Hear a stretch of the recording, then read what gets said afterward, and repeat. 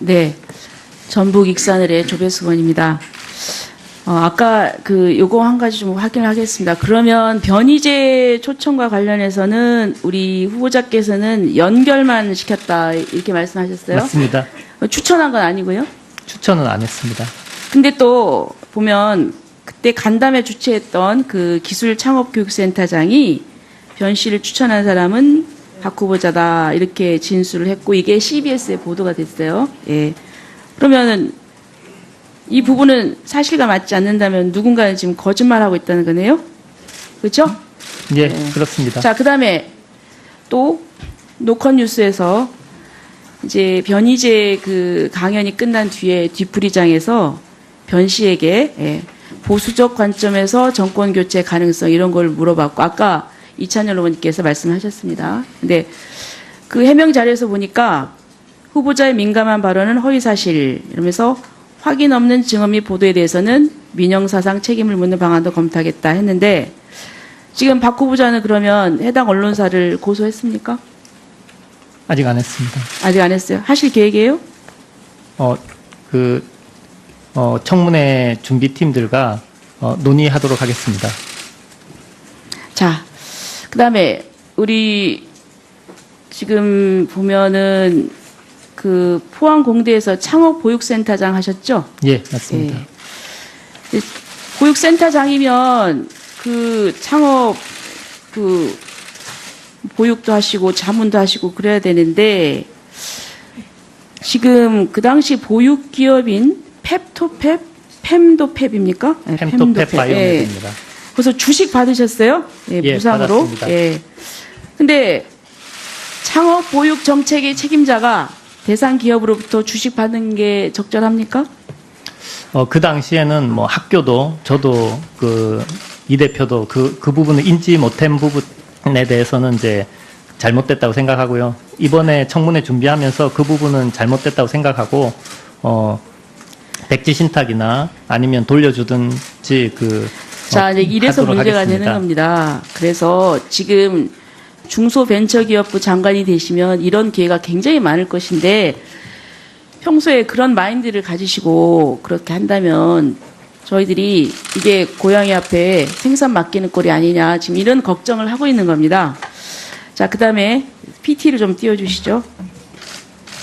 지금 이제 아까 우리 후보자 역사관에 대해서 쭉 그 얘기를 했는데 지금 보면 이런 발언을 하셨고 그 다음에 처음 거 넘겨보세요. 처음 거로 되돌아가서 지금 이제 처음 거는 청와대가 그 해명한 것이고 두 번째는 여기에 대해서 그 분노하고 있는 그 이창희 박사가 오마이뉴스에 그 기고한 글입니다. 그다음에 또 띄워줘 보세요. 자, 그다음에 과학기술자는 역사관도 필요 없는 도구적 존재가 아닙니다. 과학기술자 이전에 우리는 모두 민주사회의 시민입니다. 지금의 청와대가 과학기술을 여전히 경제발전의 도구로만 여기고 있는 건 아닌지 의문입니다. 성명서를 냈어요. 보셨죠?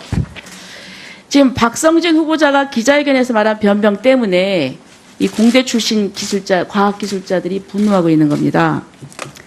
박 후보자가 박 후보자하고 청와대가 과학기술자들한테 지금 모멸감을 주고 있어요.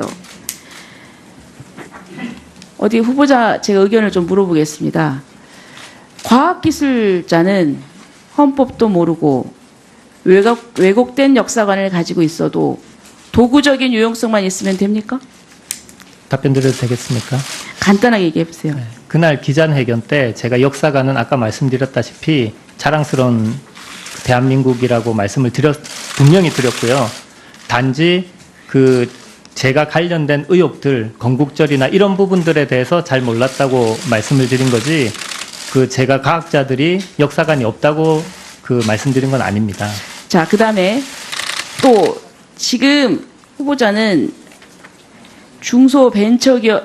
벤처기업뿐만 아니라 소상공인에 대해서도 지금 정책을 펴야 됩니다. 그런데 제가 다음에 또 추가로도 물어보겠지만 지금 우리나라 중소벤처기업부 예산이 내년 예산이 얼마입니까? 그 8조 5,800억 정도 된다고 알고 있습니다.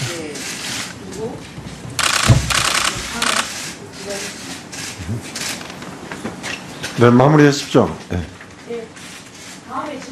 네, 추가 질의하시겠습니까? 예.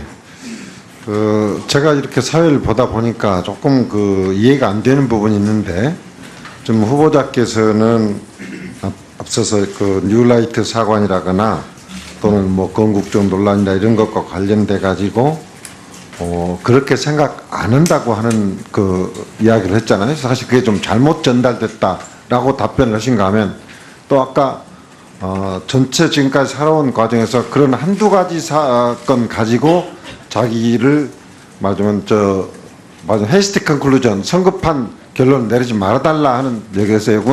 근데 이게 성급한 결론이라면 그 부분을 인정하시는 말이 되는 것이고, 또 이 부분은 그걸 인정을 하지 않게 그 두 말이 지금 앞뒤가 저는 안 맞게 느껴져요.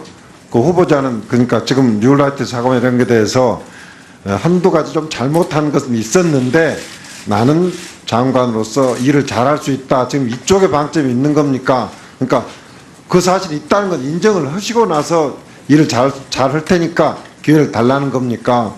그게 없다는 겁니까? 그럼 분명히 답변을 해주셔야 할 것 같은데.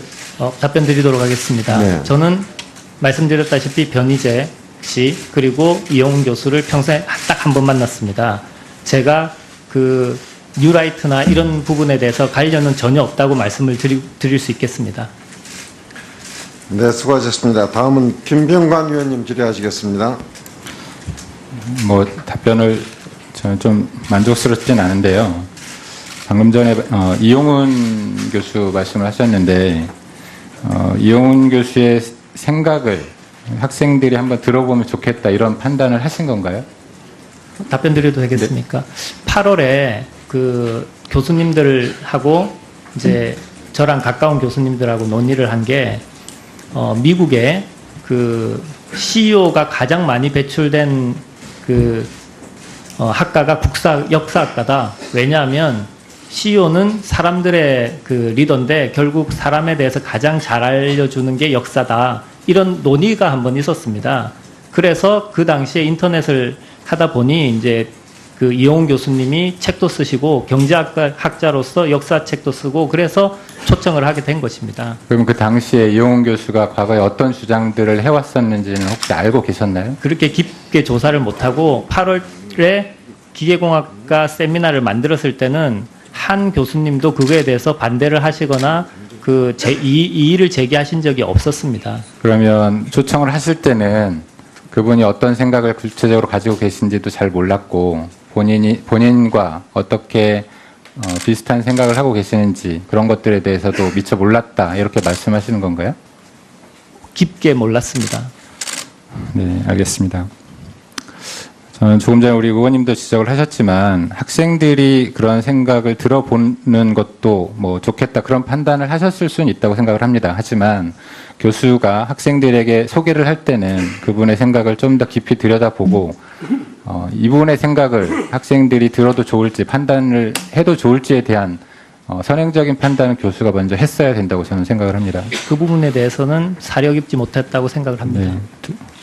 그리고 조금 전에 이제 테라클 관련해서 연구 영역 보고서 내용을 말씀을 하셨는데 그 내용의 핵심이 뭐죠?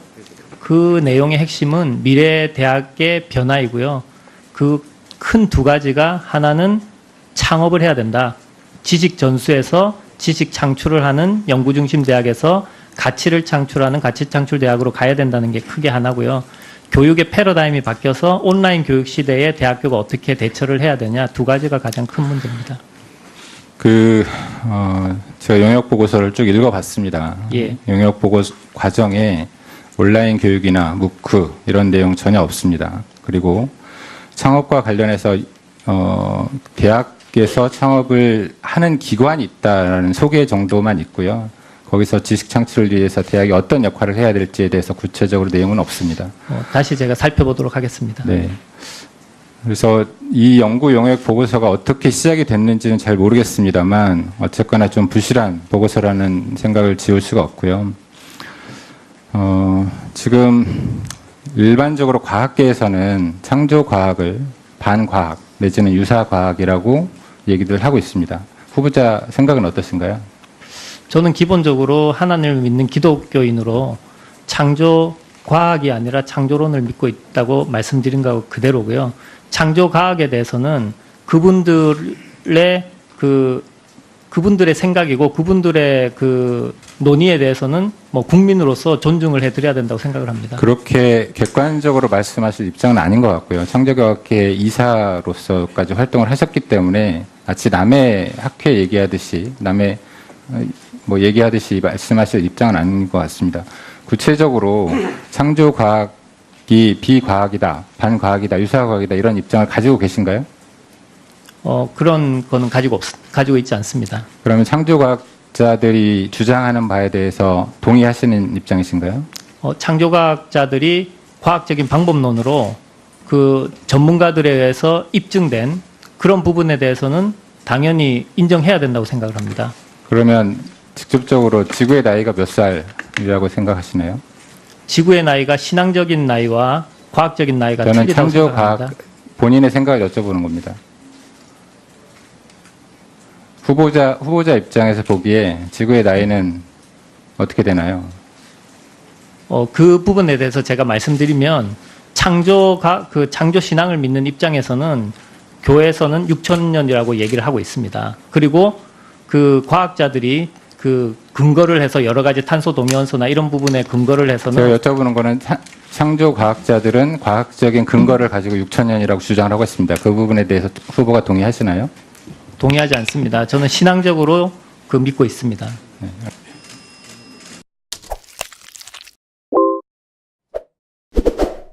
변희재 그 강연이 끝난 뒤에 뒤풀이장에서 변 씨에게 보수적 관점에서 정권 교체 가능성 이런 걸 물어봤고 아까 이찬열 의원님께서 말씀하셨습니다. 근데 그 해명 자료에서 보니까 후보자의 민감한 발언은 허위사실 이러면서 확인 없는 증언 및 보도에 대해서는 민영사상 책임을 묻는 방안도 검토하겠다 했는데 지금 박 후보자는 그러면 해당 언론사를 고소했습니까?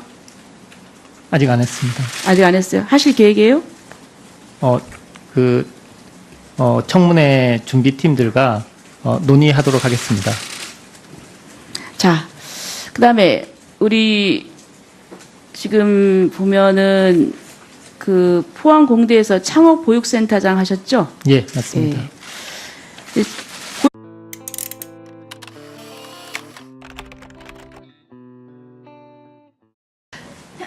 네, 전북 익산을의 조배수 의원입니다.